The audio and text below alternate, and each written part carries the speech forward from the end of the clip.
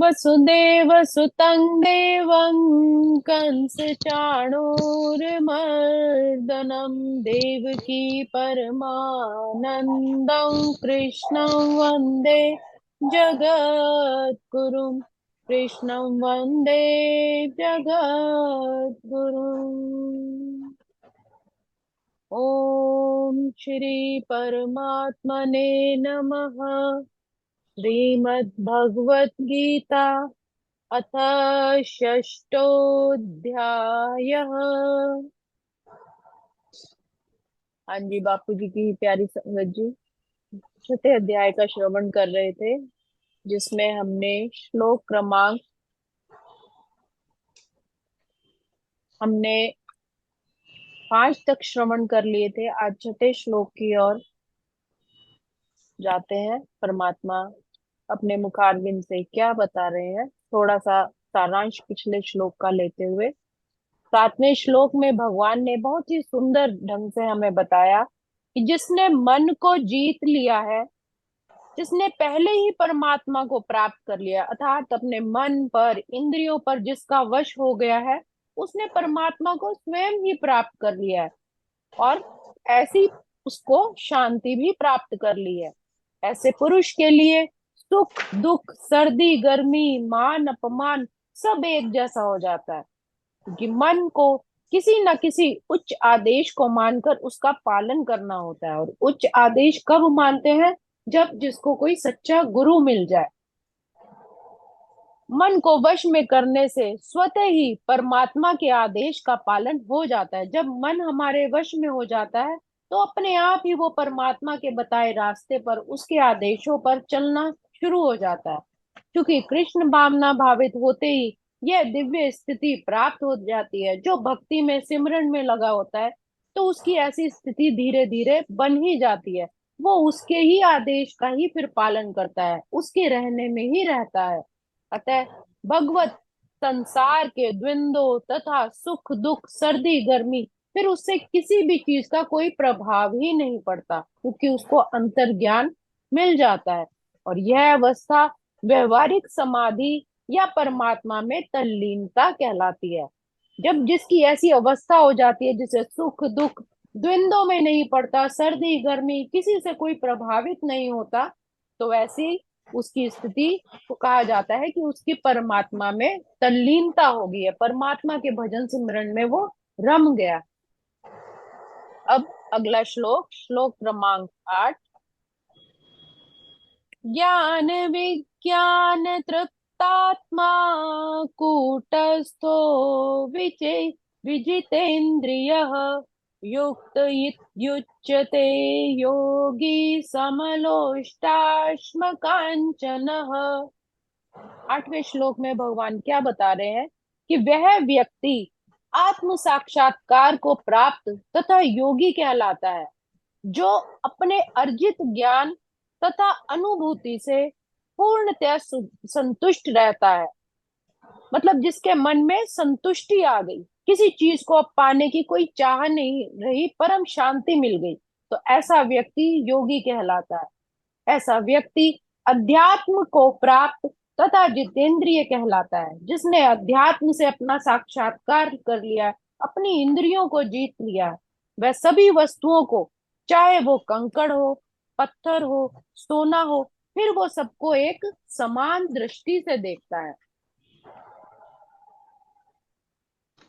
यहाँ पर हमारे भक्ति साम्राट सिंधु में ये कहा गया है, अतः कृष्ण नामादि न भवेत् ग्रहमितीन्द्रिय सेवोन्मुखे ही जीव दौ स्वयमेव स्फुरित्य यदः।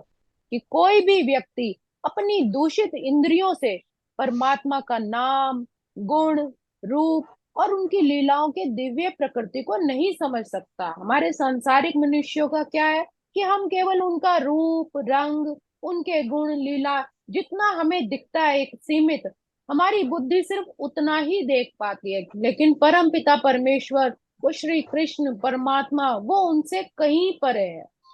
भगवान की दिव्य सेवा से पूरित होने पर ही कोई उनके दिव्य नाम, रूप, गुण और लीलाओं को समझ सकता है।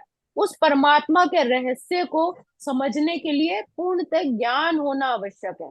हम अरे केवल वाह। देखते हैं राम, हम देखते हैं केवल कृष्ण, किंतु उसका जो रहस्य है, उनके गुणों का, उनके रूप का जो रहस्य है, वो कोई कोई ही समझ पाता है। कैसा व्यक्ति समझ सकता है? जिसने परमात्मा की दिव्य सेवा की हो। मात्र सांसारिक विद्वत्ता से कोई भी कृष्ण भावना भावित नहीं हो सकता। केवल सांसारिक कर्म कांड करके, नाम जप के या पूजा पाठ घंटियां बजा के कोई भी परमात्मा को खुश नहीं कर सकता, जब तक उसे उन चीजों का रहस्य ना पता चले, जब तक वो उसका मन से जुड़ाव ना हो कि परमात्मा है कौन।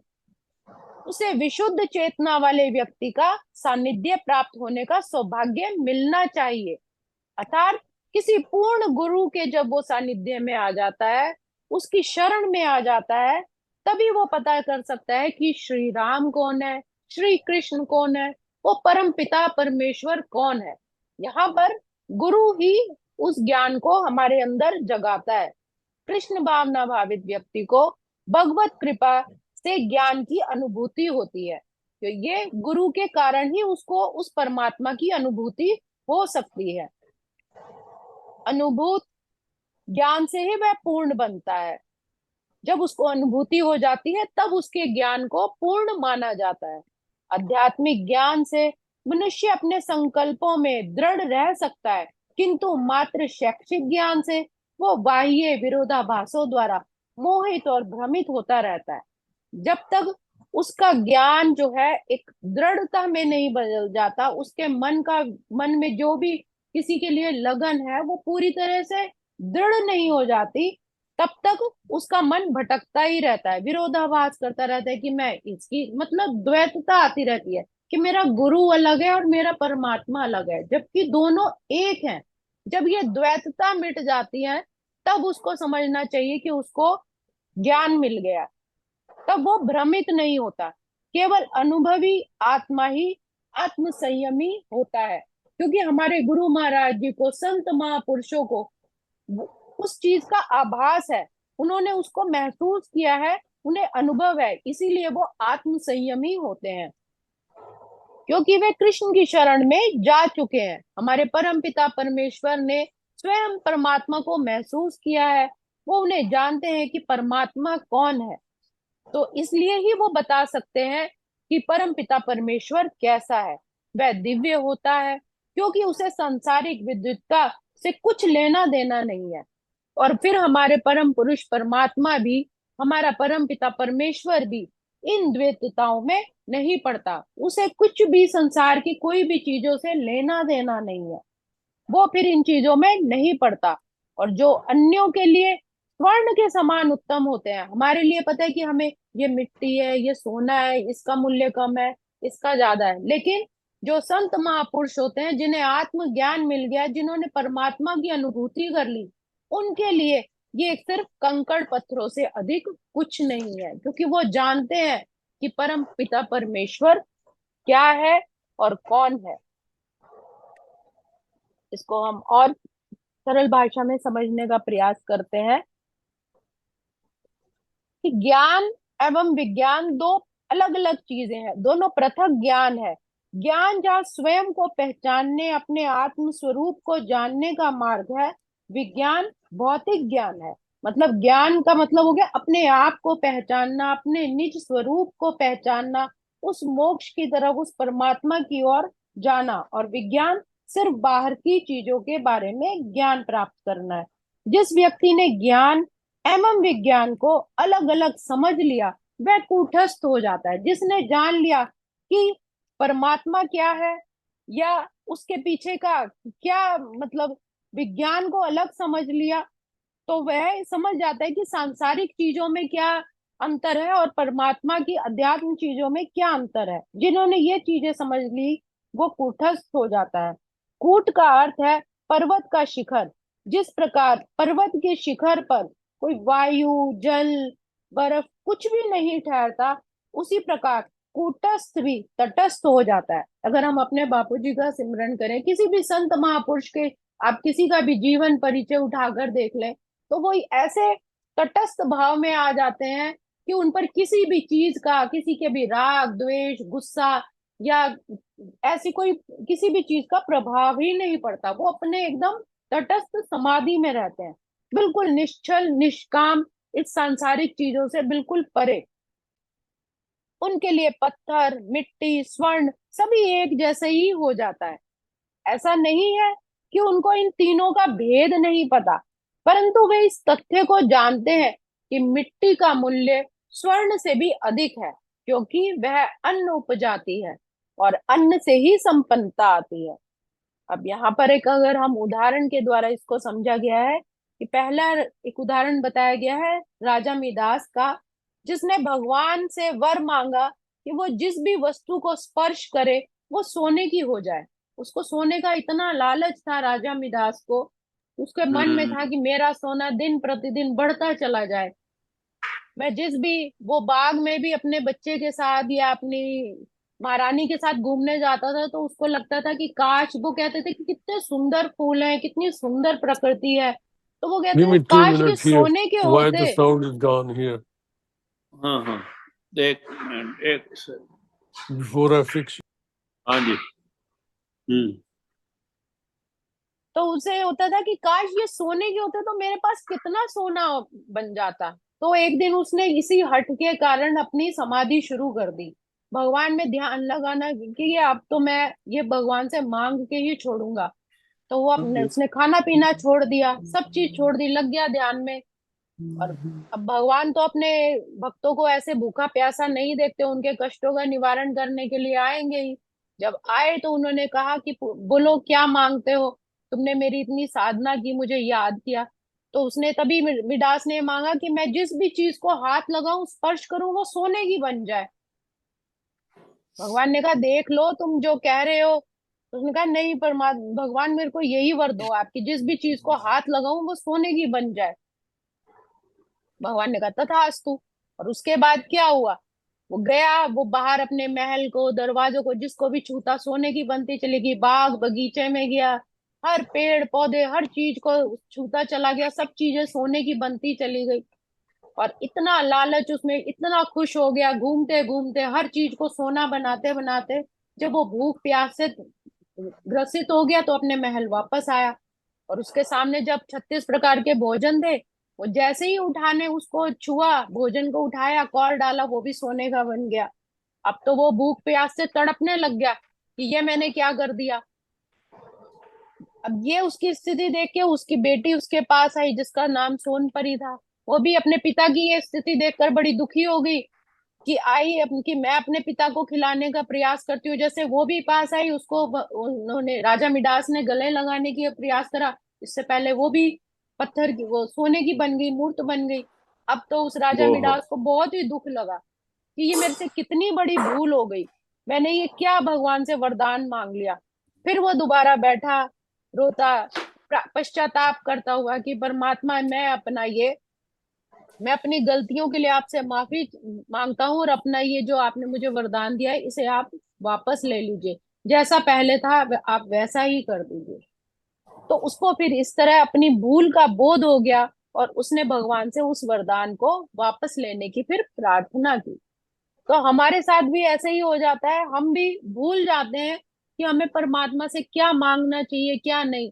हम जबरदस्ती हम भी मंदिर गुरुद्वारे कहीं भी जाते हैं तो हम भी सांसारिक चीजें ही मांगते हैं, ये मिल जाए वो मिल जाए, धन मिल जाए, पुत्र कहीं हो जाए, काम धंधे नाम दौलत शोहरत। कभी भी उस परमात्मा को मांगने उसको उसी से ही मांगने का प्रयास नहीं करते कि हमारी प्रेमा भक्ति बढ़े, हमारे भजन सिमरन बने। ये चीजें तो आती ही नहीं है, ये प्रायोरिटी पर रहती ही नहीं है।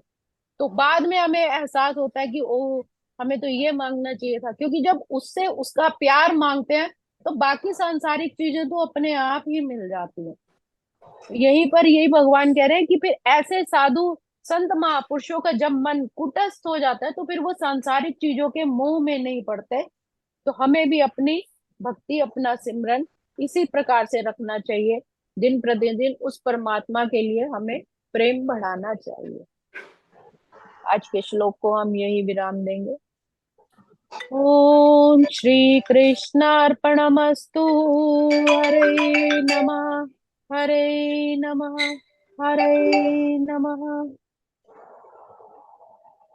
ये धन दौलत माल खजाना, जिस पे हुआ तू इतना दीवाना। ये धन दौलत माल खजाना, जिस पे हुआ तू इतना दीवाना। आज है तेरा नहीं कल का ठिकाना। भजले हरि को एक दिन तो है जाना। भजले हरि को एक दिन तो है जाना। हरि नाम की एक ज्योति जगा ले। जो कुछ किया है तूने उसे बख्शवा ले। हरि नाम की तू एक ज्योति जगा ले। जो कुछ किया है तूने उसे बख्शवा ले। दास कहे गर तूने मुक्ति को पाना। भज ले हरि को एक दिन तो है जाना। भज ले हरि को एक दिन तो है जाना। जीवन को यदि सफल बनाना। भज ले हरि को एक दिन तो है जाना। बाके बिहारी लाल की ठीक है। सतगुरु महाराज की। जय। बहुत सुंदर। बहुत सुंदर उपदेश, बड़ा सुंदर भजन और बहुत